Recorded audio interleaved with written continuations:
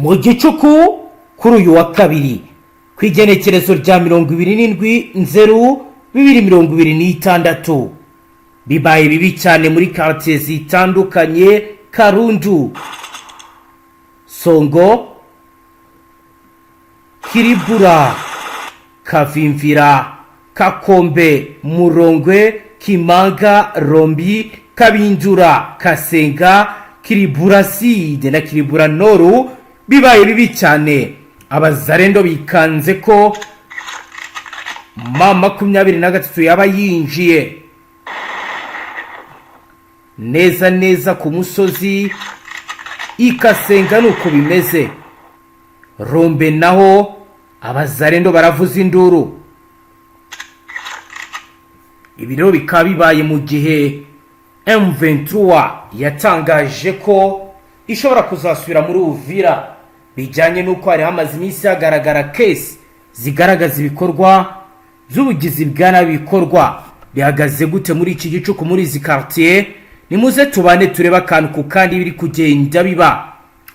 Amakuru dufite nuko mu Gicuku cyo kuri uyu munsi wa kabiri ku igenekerezo rya 27/0 mu mujyi wa Uvira uri mu ntara Kivu y'Amajyepfo wongeye kwinjira mu bikomeye by'ihungabana ry'umutekano, abaturage bari gukangurwa n'urusaku rw'amasasu menshi bizwi nka explosion biri guturika bya gisirikare. Nibikaba rero bifite aho bijyanye ndetse naho bihuriye n'umutekano mu cyuma zigiye kinini ugaragara muri ibi bice. Uncoordinated fire, kurasa kudafite gahunda hamwe, nibyo biri kugenda bigaragara nkuko amakuru ava mu baturage n'inzego zibanze ndetse n'abantu bakurikiranira hafi bya gisirikare abigaragaza.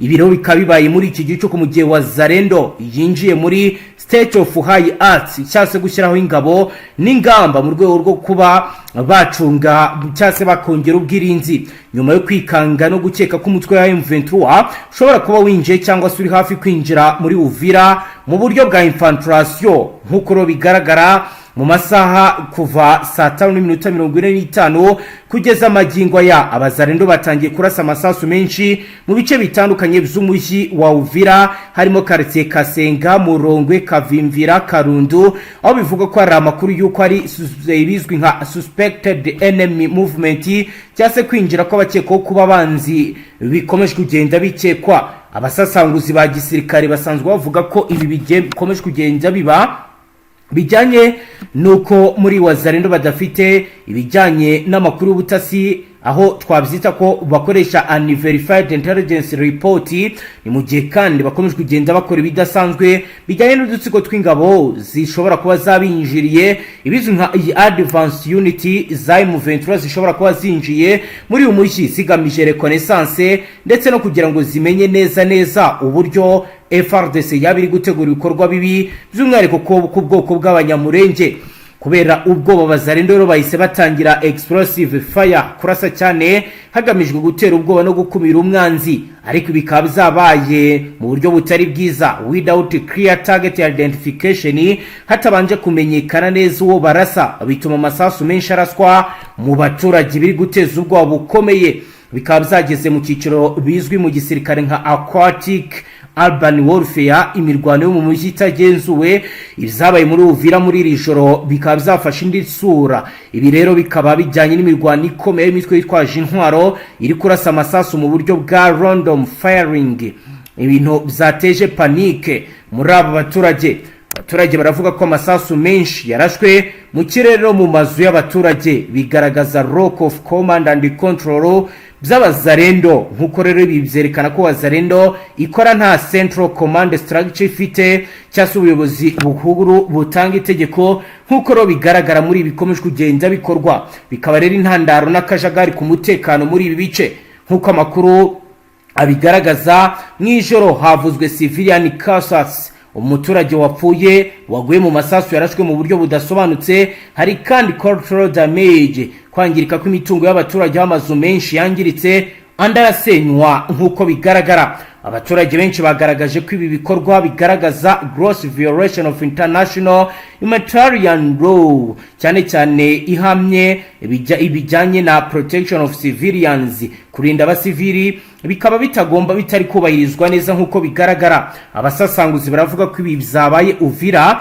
bifite ingaruka zikomeye mu rwego rwa psychological warfare, intambara yo mu miterere, aho abaturage basigaye mu bwoba buhoraho batazi uwabarinda n'uwabatabara. Kurasa amasasu menshi mu ijoro bikaba biri kugira ingaruka zikomeye mu gutuma abaturage bumva ko nta mutekano hari, bigatuma population control fear ifata urundi rwego, ibintu bikunze gukoreshwa n'imitwe itagira discipline ya gisirikare. Uvira hakomeje kugaragara presence of multiple armed actors, ingabo n'imitwe myinshi yitwaje intwaro zirimo Fardc, Wazalendo, FDLR.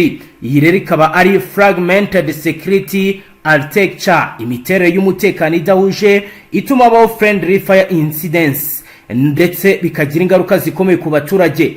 Abaturage benshi bagaruka muri iki gihe AFC iragenzura Uvira, baravuga ko nubwo yari non-state armed group hari relative stability ituze rigereranyije, nta mass killings cyase nta systematic looting, isahurwa rikabije riratangira kuba. Ibi rero bikaba byatumye bamwe mu baturage bavuga ko ubu hari security vacuum, icyo cy'umutekano nta rwego na rumwe ruraza kuba rwatabara abaturage. Abasasanguzi mu bya gisirikare ni kenshi bagiye bagaragaza ko ikibazo cya Uvira gishingiye kuri absence of unverified command, kubura ubuyobozi ndetse na poor rules of engagement, amategeko mabi agenga ingabo z'abazarendo ndetse nuko babuze babaza inshingano.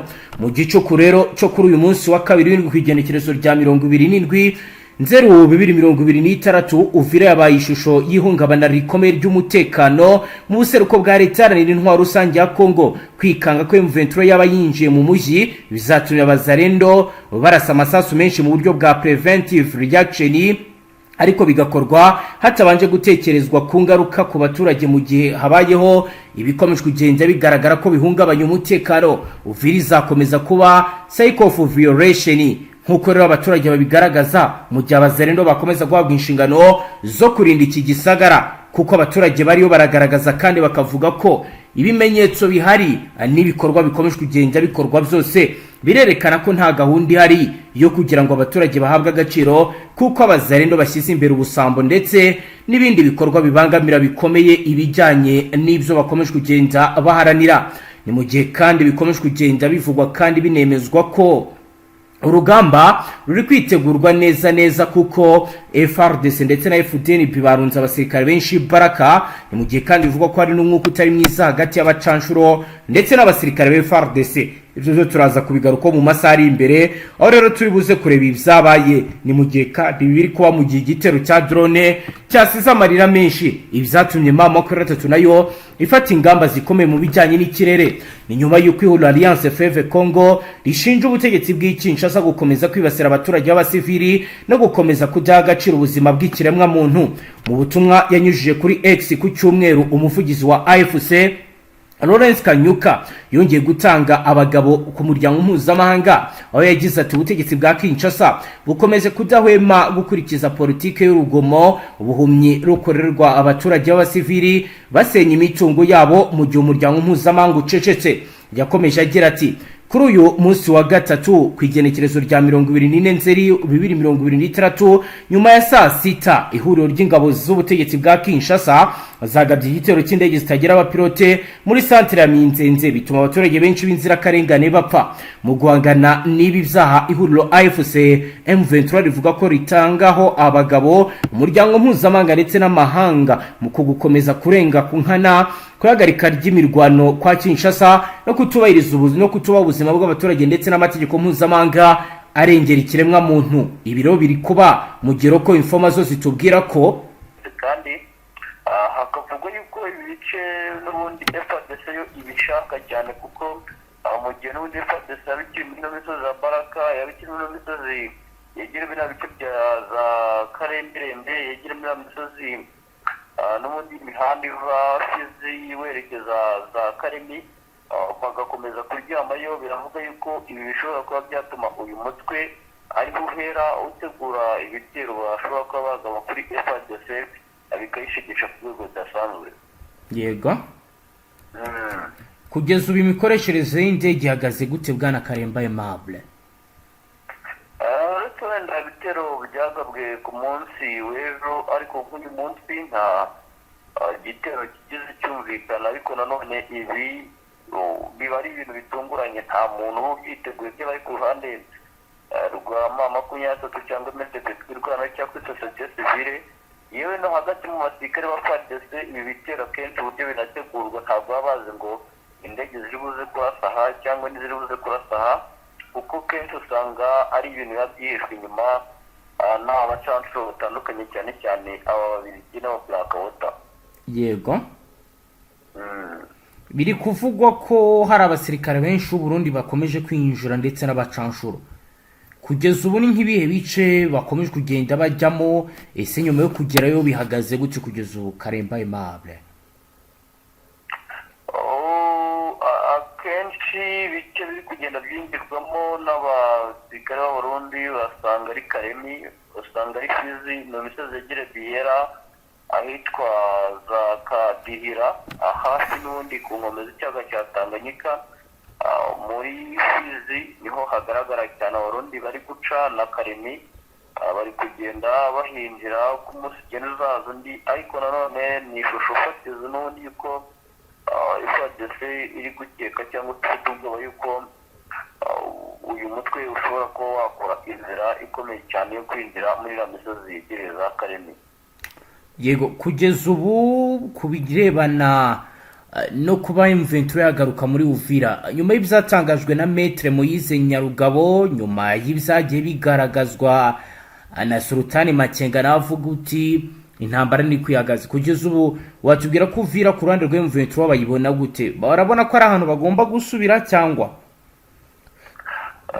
Birashoboka ko basubiramo, kuko n'ubwo ibyo bitero biri kugabwa bigamije kwica intege kugira ngo idakora return back mu Uvira, itagaruka iturutse muri ibyo bice irimo yegereye za Kakuku ya mbere n'iya kabiri, imisozi ya za Kamombo wumva bari gukoresha tactique bakagabamo ibitero, iriya misozi ya za Remera, ahitwa za Kingwembe barahari, Ihande barahari, mu misozi n'ubundi yegereye imihanda iva Uvira werekeza za Kamanyura barahari.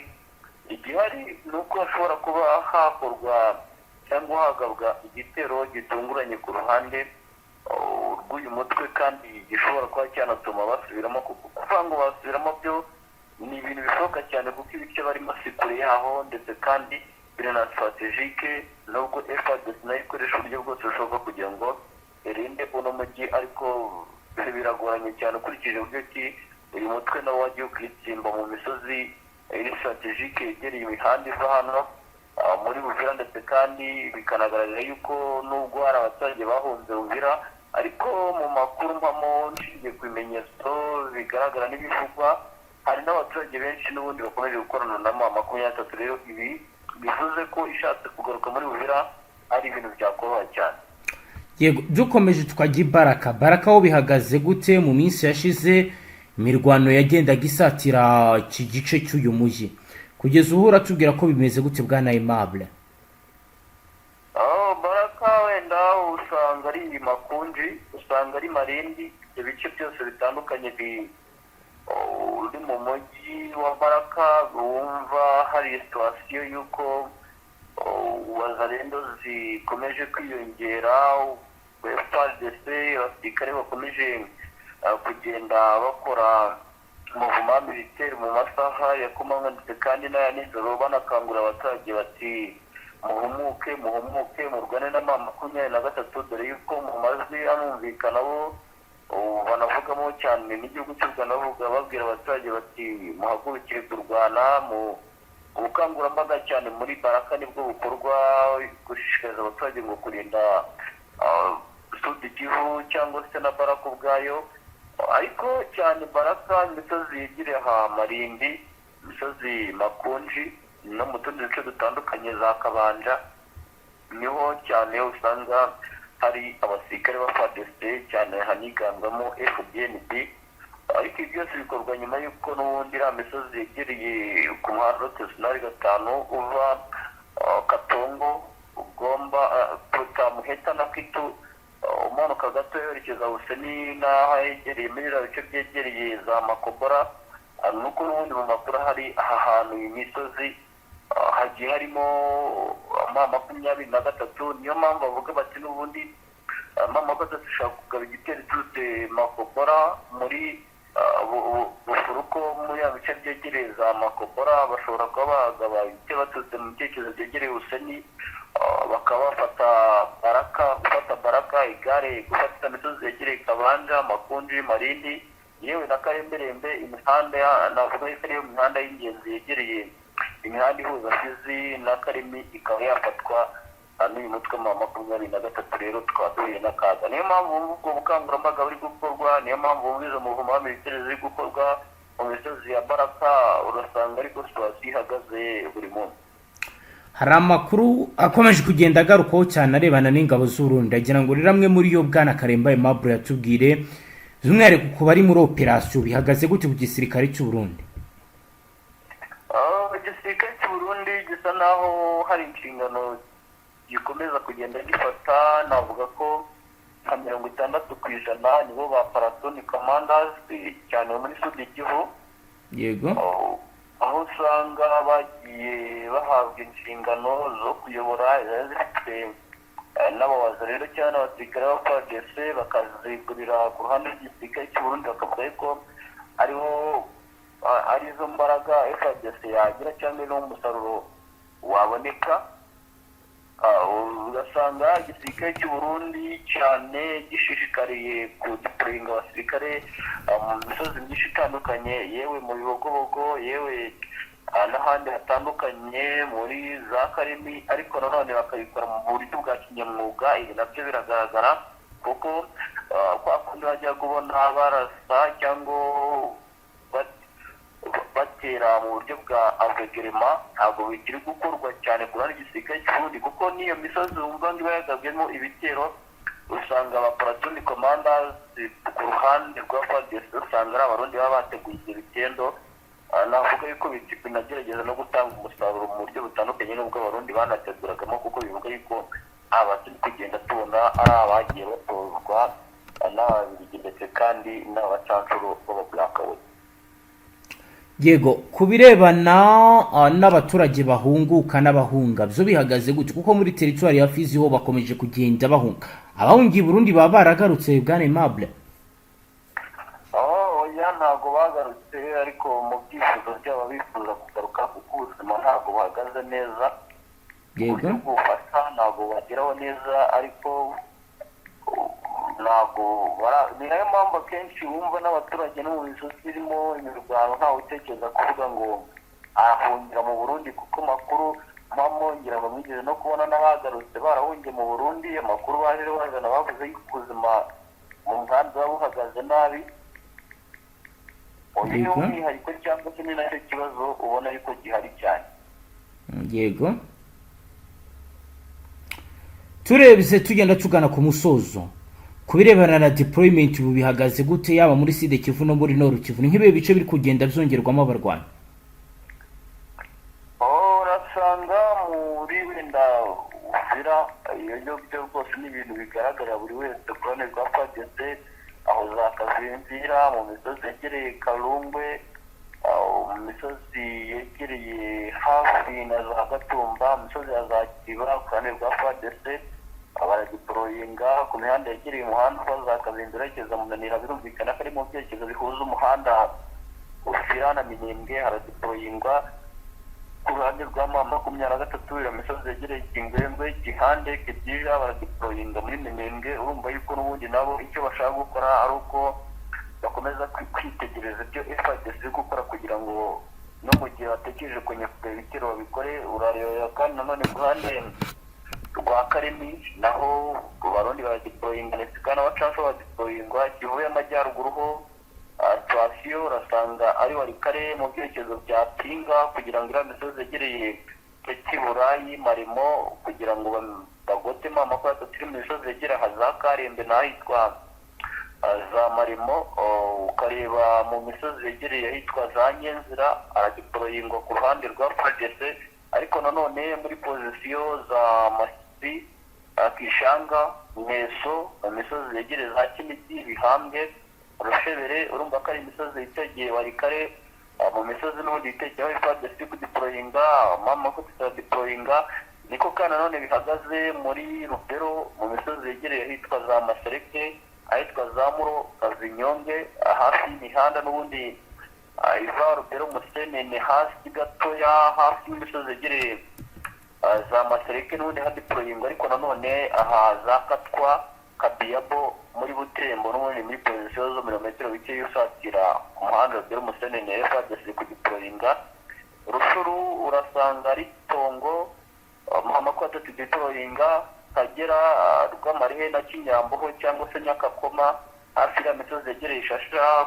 muri position zuzuza umupaka w'igihugu cya Uganda n'igihugu cya Congo haradeployinga kugira ngo hagotwe kira cyaga cya Byari Fardc ishaka gukoresha iturutse za Benin ndetse kandi na Rubero ngo bakataka mama 23 bice byose baherereyemo Nyiragongo naho nuko bihagaze wenda mu bice byinshi bitandukanye nko mu mujyi wa Goma Rusayo Rutoke n'ino misozi za Mukakasindo misozi yegereye Kayembe wasara deployingwa ni kubona ko situation ihagaze no muri territoire ya Masisi zacyurirwa umutekano cyatungwa n'uyu mutwe mu misozi ya za Sake Mitumbara muri Bwenge na Busangara hano za Taraga na Marene haradeployingwa urabona ko situation ihagaze muri rusange impande zose zikomeje kureba n'ikijisho. Yego Bwana Karemba Aimable katugushimire cyane dusoreze ngaha. Yego murakoze cyane.